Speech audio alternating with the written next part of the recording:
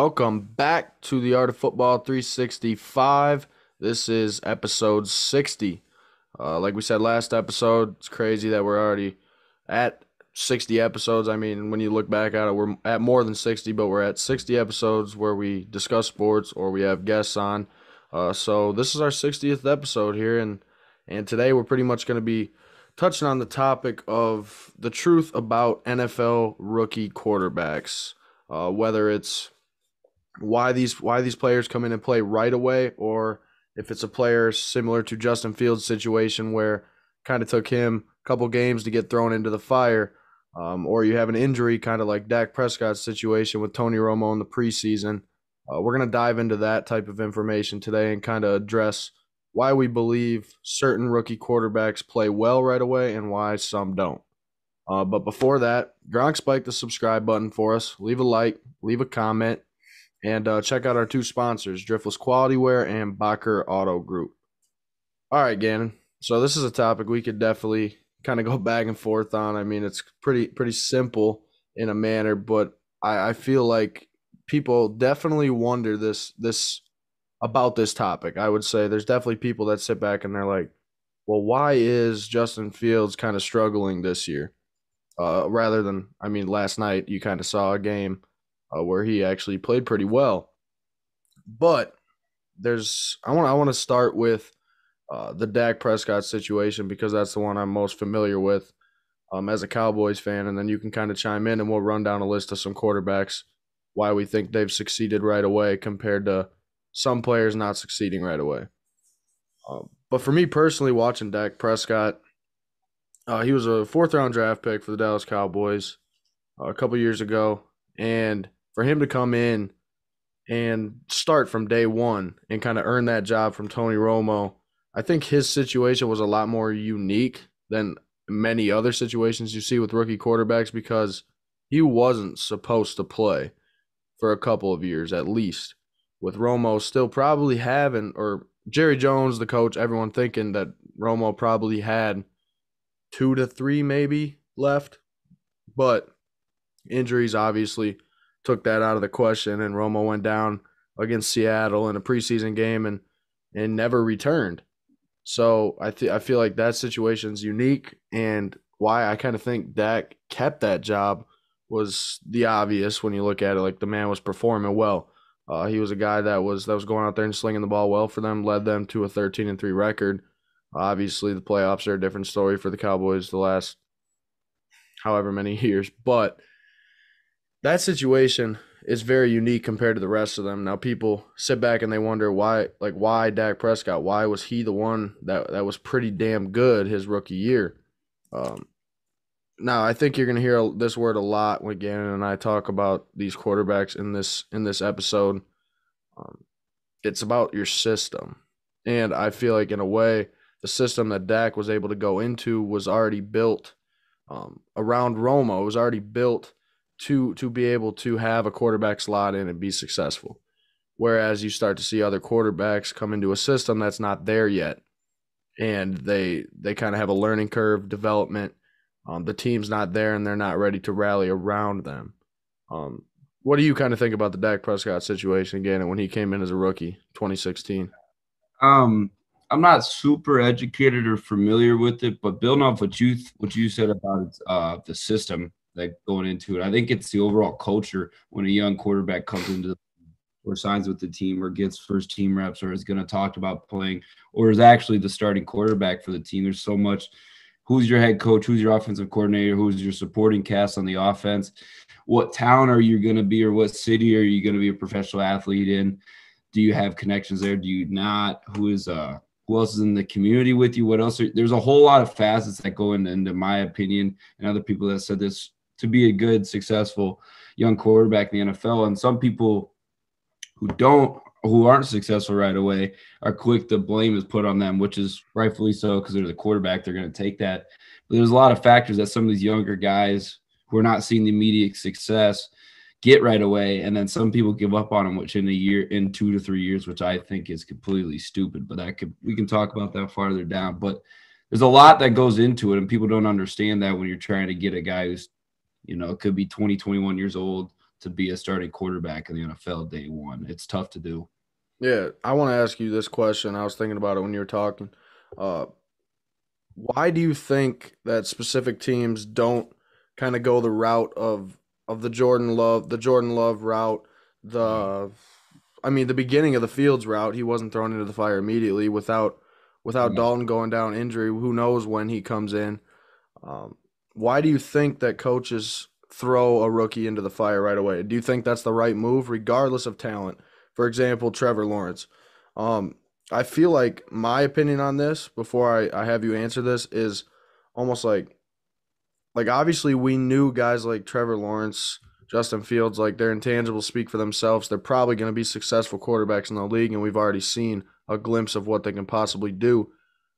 But I feel like for me wanting to be a football coach, I look at that and it's almost like with Trevor Lawrence, I like where he's at and I like his progression.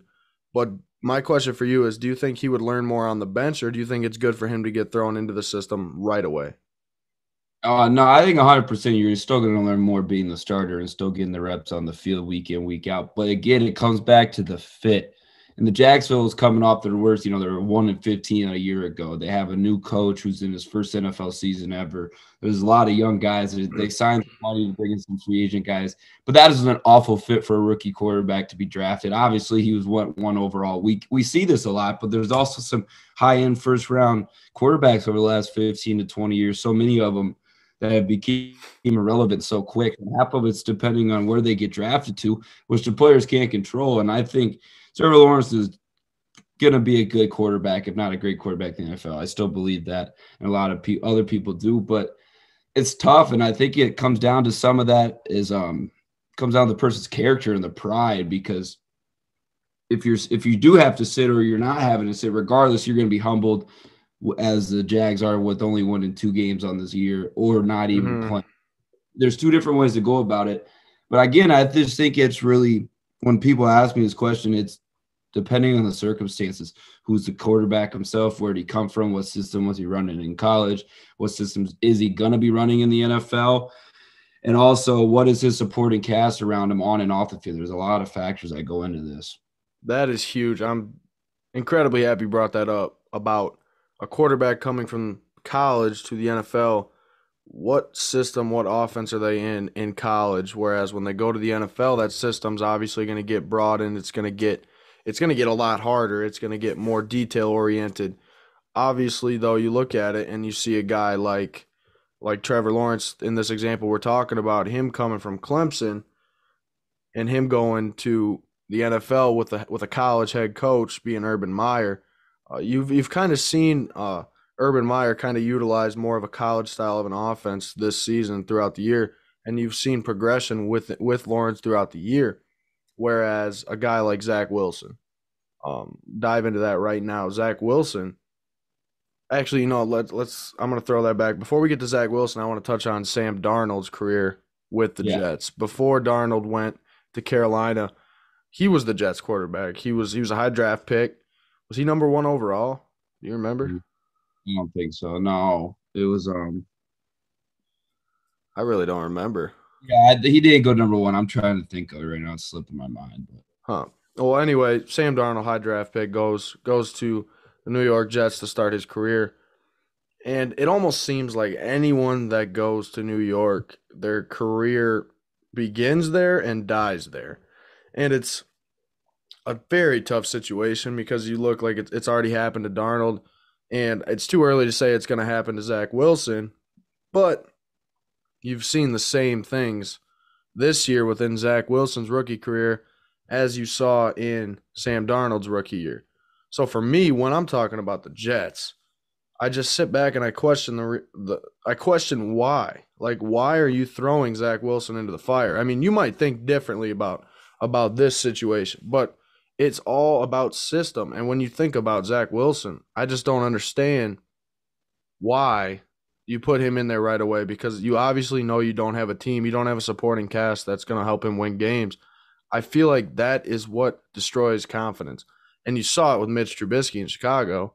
They just killed his confidence. I mean, not to say that he was Deshaun Watson or he was a guy that or he was the guy to be the starter for Chicago. But regardless, it obviously took a toll on his mentals being thrown into that fire right away and having no confidence the rest of his career.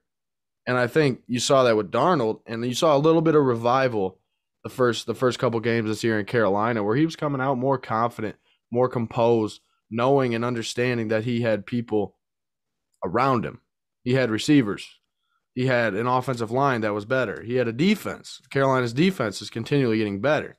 So I think the biggest thing about all of this is system.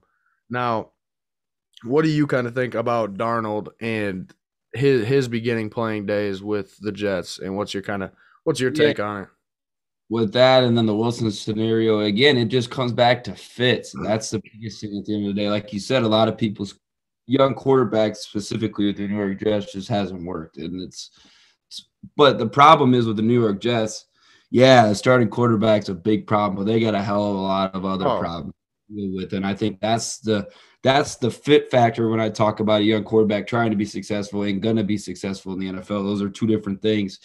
And to do that on a team that you're buying for 2 to 3 wins a year, that's having other problems. And then, like you said, with Trubisky, you jump back to with Matt Nagy and that whole Bears front office situation. That's a complete failure on that end. But that's a whole nother discussion for another day, because that's just really hurt the Bears organization to be able to grow, which I was surprised they even took Justin Fields with this pick in the first round, which was good for him. But again, those are fits, and the Bears and the Jets have been two terrible fits for young quarterbacks to thrive. Yeah. As you're still seeing stuff with Justin Fields going back and forth, which I think is not all on him.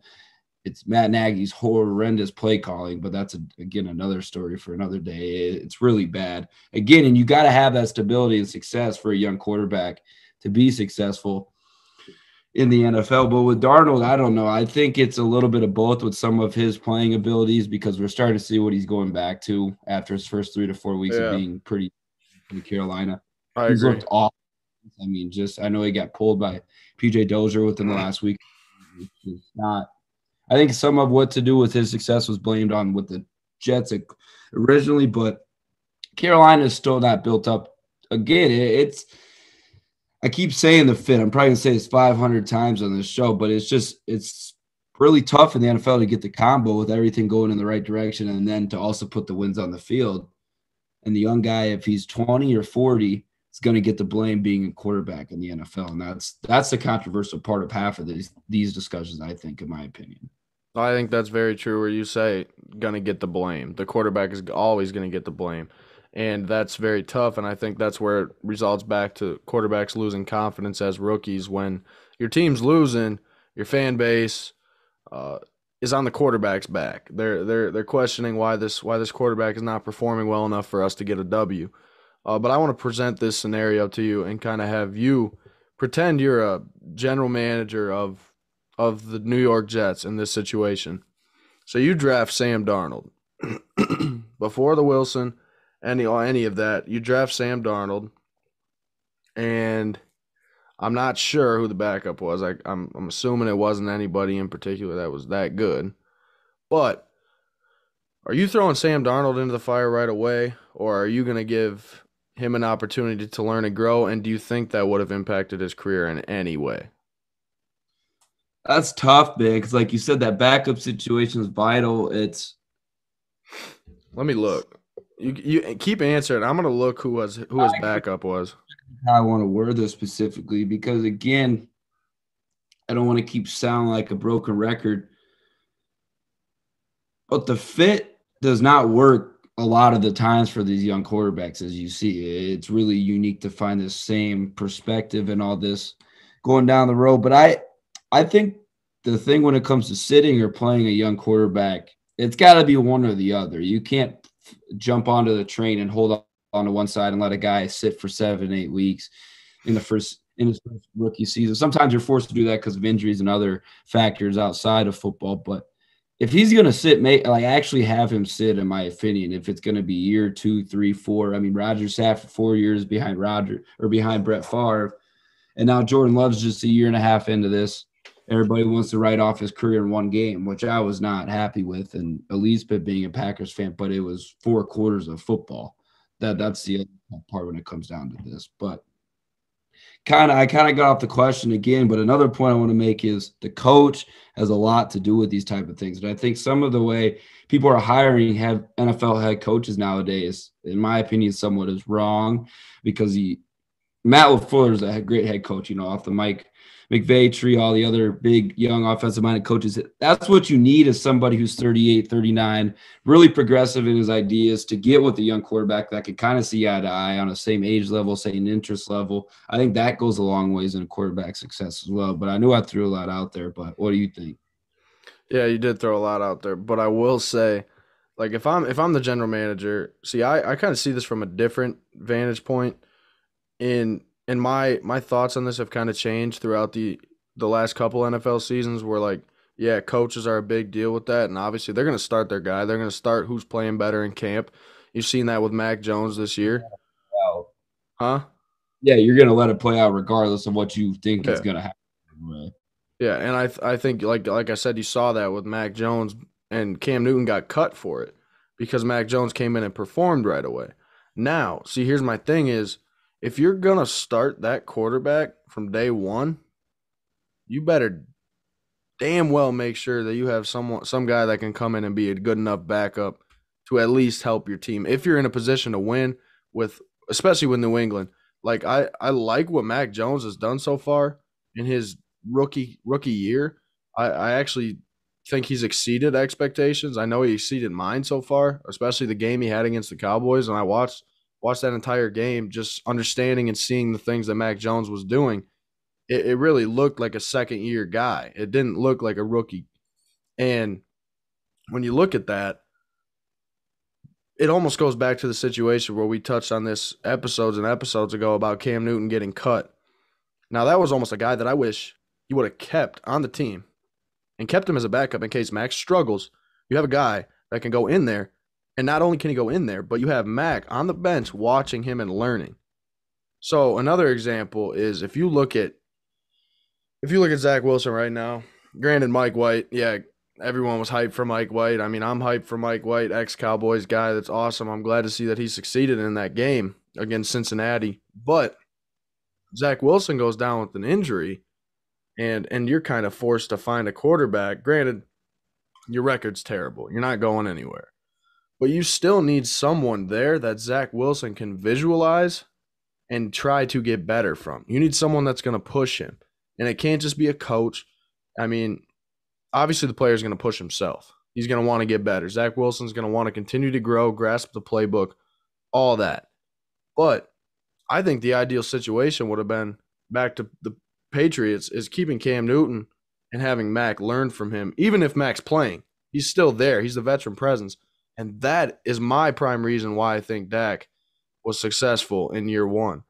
Because not only was he a rookie playing quarterback, but he was a rookie playing quarterback with Tony Romo in his ear all year. In his ear all year. He had a guy that was a player and a coach, a guy that understood the game well enough to sit there, dissect the game, dissect the film, dissect play by play, what looks he was seeing. He was able to tell Dak, help him. And actually another behind the scenes guy that helped out with that Dak's rookie year was Mark Sanchez. He was one of Dak's backups that year.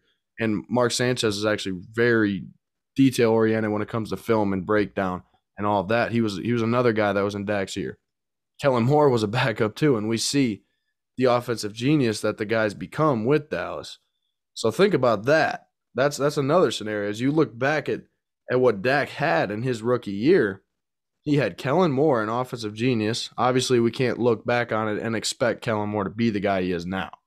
But Tony Romo, a player that can come in and fulfill the role if Dak goes down injury or he just can't take on the job as a rookie anymore.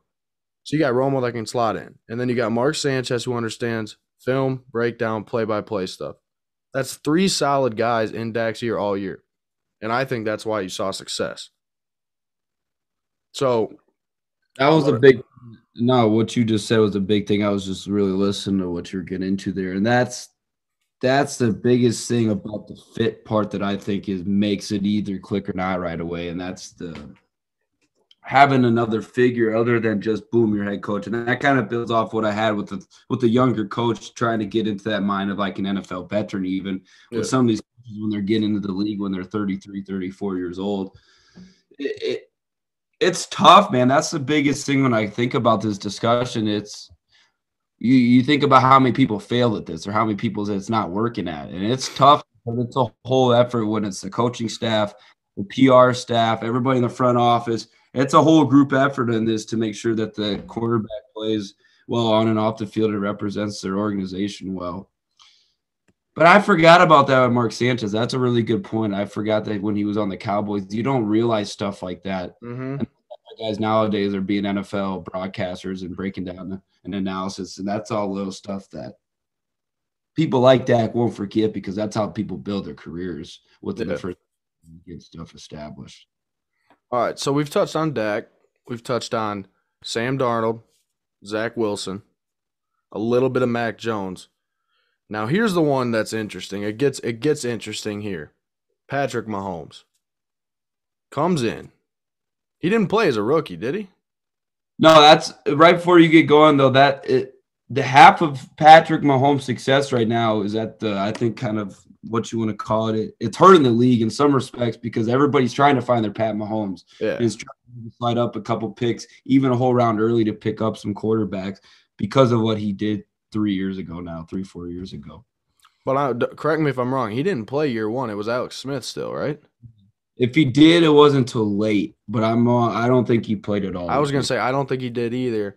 I mean, I could be wrong. Comment down below if I'm wrong. I'll accept that. But Patrick Mahomes, that's the interesting case when you start to think about rookie quarterbacks. Because granted, if he didn't play the first year he was there, technically, obviously, he was still kind of claimed to be a rookie the first year that he played.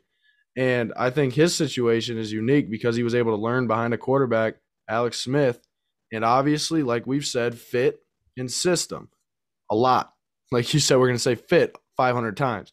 And that was the big thing with Patrick Mahomes is he went into a system that had it around him. It had guys, it had a collective team around him. But Patrick Mahomes also came in and played lights out. And he's played lights out since then, except for this season so far.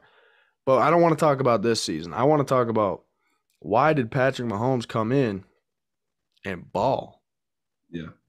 And I think the crazy thing about that is pre-draft, you got experts, analysts, and draft writers and reporters, all these guys knocking on Patrick Mahomes' footwork, which is an issue you're seeing now, which is kind of funny because that's one of the biggest issues you're seeing in Patrick Mahomes right now is decision-making and footwork.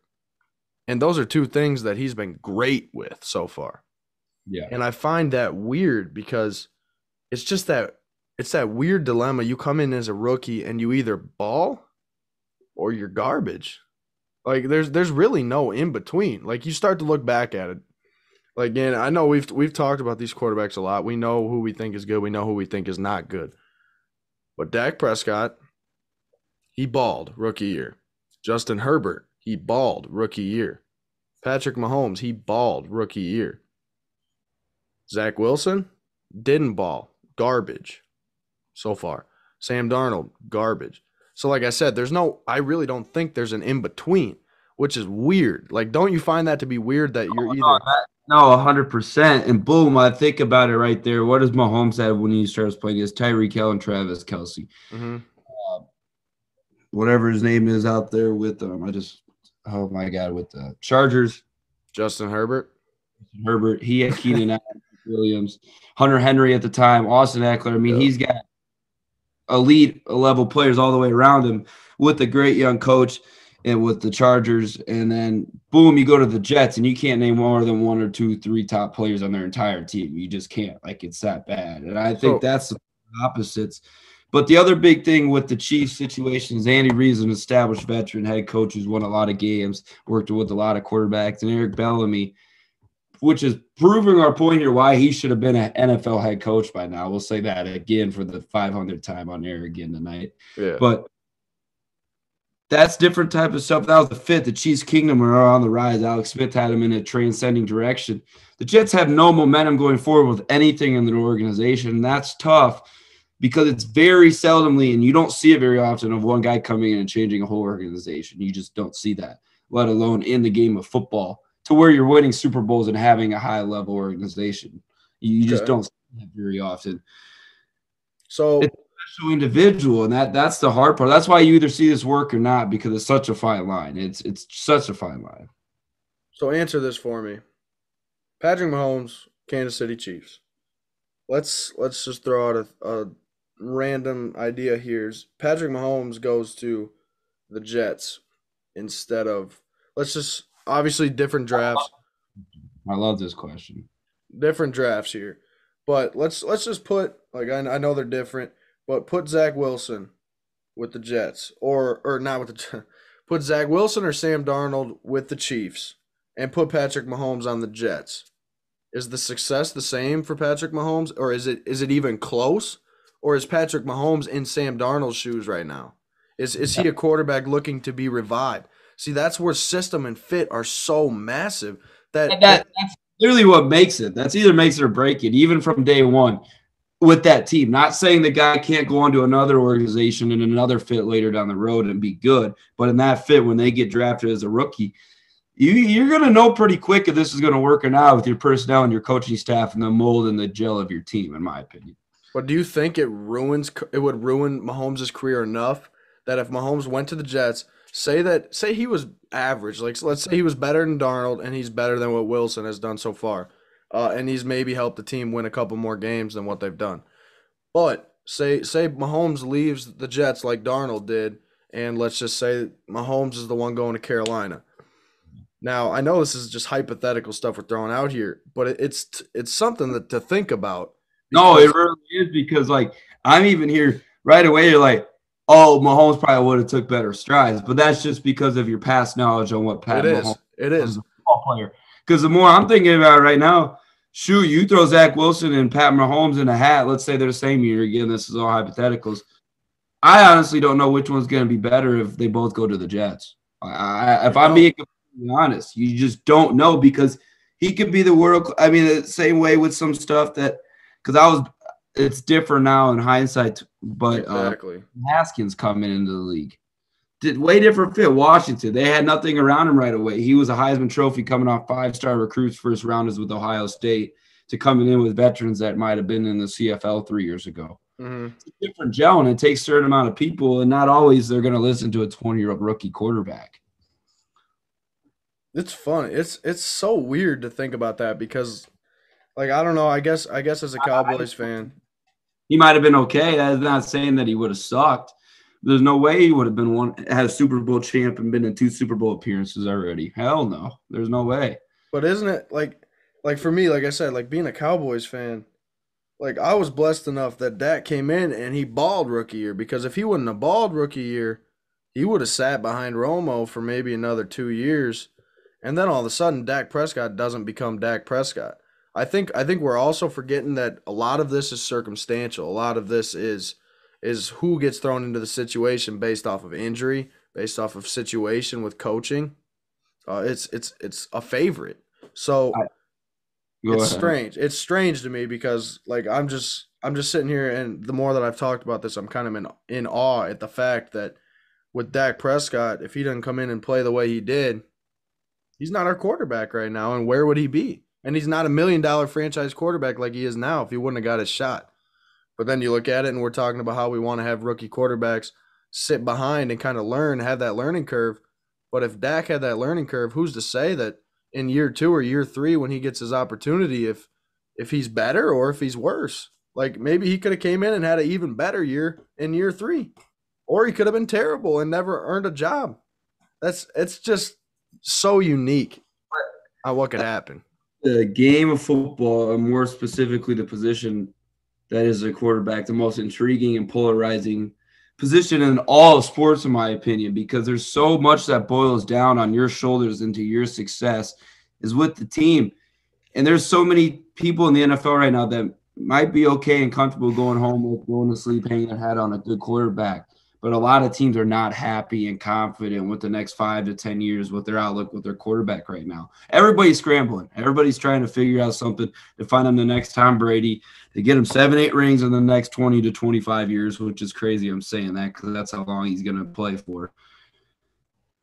It's tough. You could even have one of the best quarterbacks in our entire lifetime. And again, some of the fit stuff has been screwed up in the Green Bay with the Packers and Aaron Rodgers. And look, Aaron Rodgers had 1 ring to show for it. That's how tough this is, people. And that's what other guys don't understand. That 1, they're human at the end of the day. 2, it's a sport. It's not your life.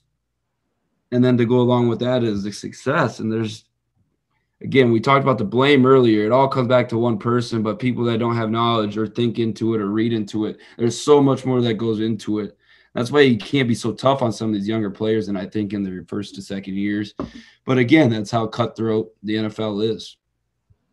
Yeah, I like using that word because it is. I mean, it's a business, and the coaching world, you just it's you don't. That's the world we live in nowadays. You're either gonna win or you're gonna lose, and there's no in between.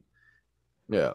So I think ultimately we've kind of deciphered and dived down into two main reasons and a couple other reasons that branch off of these 2 reasons as to why we believe that rookie quarterbacks are either great or terrible in year 1. And I think those reasons are behind scheme, system, and then fit. And I think it all boils down to it's sometimes, like I said, it's circumstantial. So if, for example, like Trevor Lawrence, he doesn't get to decide his destiny. He doesn't get to decide what team he goes to. And as unfortunate as it is, if the Jets have the first pick, the Jags have the first pick, and you're talented enough, that's just where you're going. And it sucks in a way because you'd love to see a Trevor Lawrence be on a team like imagine a Trevor Lawrence on this Kansas City Chiefs team in 2 to 3 years because, I mean, he's got all the talent in the world. Obviously, you got Mahomes there, and he's going to figure it out. It's Patrick Mahomes. He's been successful.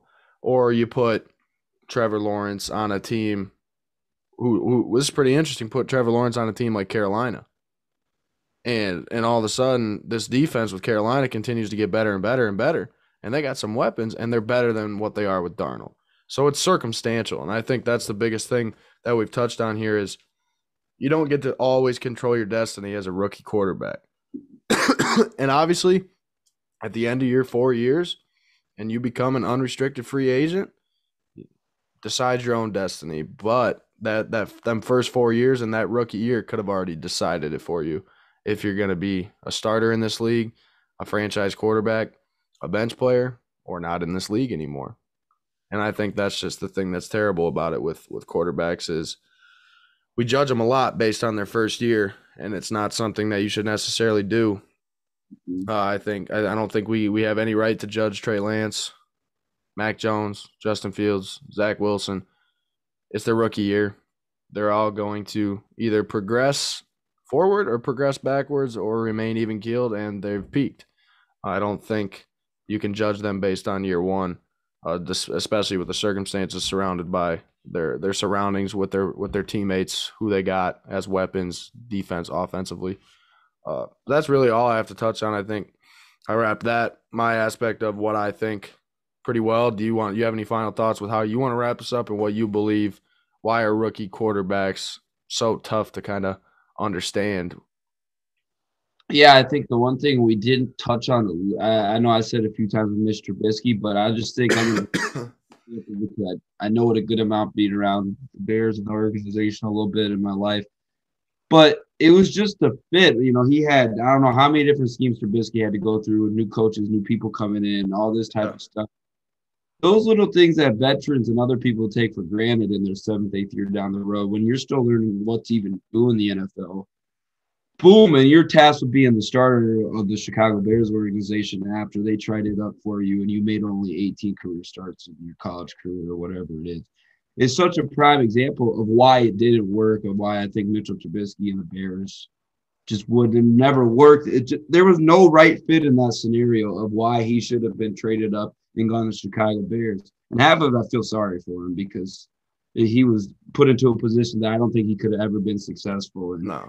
Not because of his football talent, but because of everything else that translated to on the field and off the field issues. Not a bad issue, but just not production at the end of the day. But that was my example of why the fit and everything else has to work for even the product on the football field to think about being good. And I think that's the point that I wanted to get across today. Yeah, I think the last thing I really have to say is what you kind of just to branch off of what you just said right there. Uh, I think a key word that we actually kind of missed was consistency. And you mentioned it's fit, it's system. But with these rookies coming in, you got a guy like Darnold, he may have an iffy year his first year, but then all of a sudden you blame it on the coaching staff. Yeah, you fire a whole staff and he has to And then re-scheme exactly. too, and you're pretty much got a rookie again. People don't understand that, and that's the continuity in all this. That sports as a whole is losing with firing coaches, getting rid of players, on trading people buying for opt-outs, people wanting with the OBJ scenario, want to get traded, cut. Other people just show up and play. That's what a lot of this comes down to. There's so many different factors. Boom, then it's the quarterback's fault. Coaches are definitely getting fired earlier and earlier into their careers with their selective teams they get hired with nowadays in the NFL. It's harder for a younger quarterback to be more successful. Little stuff like that is just glaring to me. And to me, I don't understand it. And there's people way more knowledgeable on the topic that get paid the big bucks for that scenario. But I would like to know a couple of reasons why, because to me, it makes no sense when you're trying to build trust and continuity with your quarterback and team. 100%. And I think now the last message we have is don't get your hire wrong. And it's tough when a GM comes in and hires a coach, they got the Nagy hire wrong. Obviously they made the playoffs the year with Nagy, but yeah, I'm wrong too with Ryan Pace. I mean, they're just screwed all across the board. Yeah, you got the hire wrong and it didn't work out and the fit wasn't there. The continuity never started to flow. And yeah, I mean, I think we've gave some pretty damn good examples as to why these rookie quarterbacks are either successful or they're terrible. And that's just the fashion of the NFL. It's brutal, it's a business, and it's wild.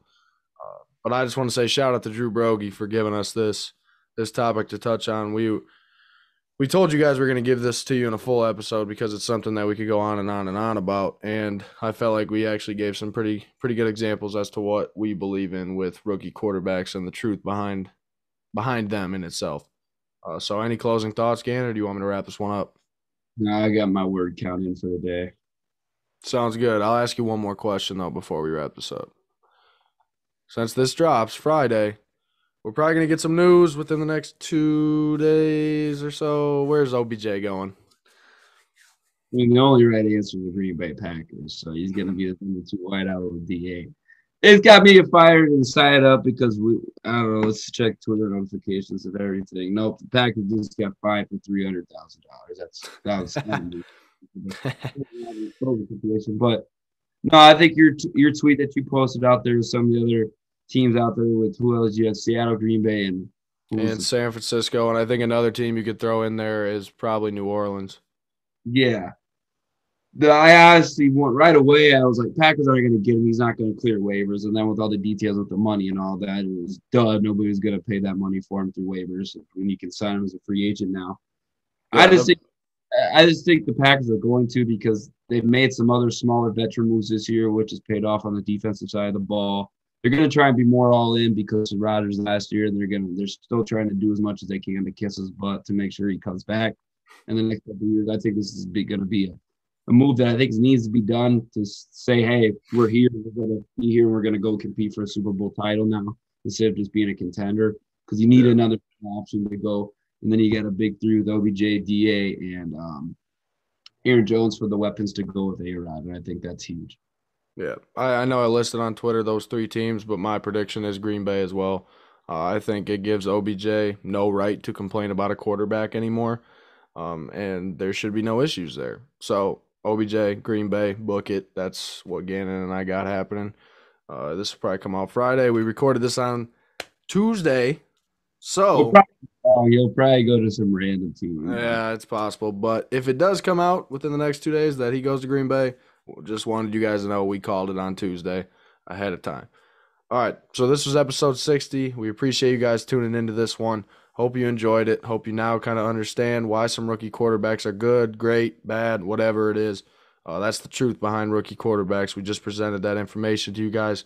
Thanks for tuning in. Like I said, episode 61 will be coming out next week. Until then, what do we do? What do we do? Gronk, spike the subscribe button for us. Leave a like and leave a comment. Appreciate it.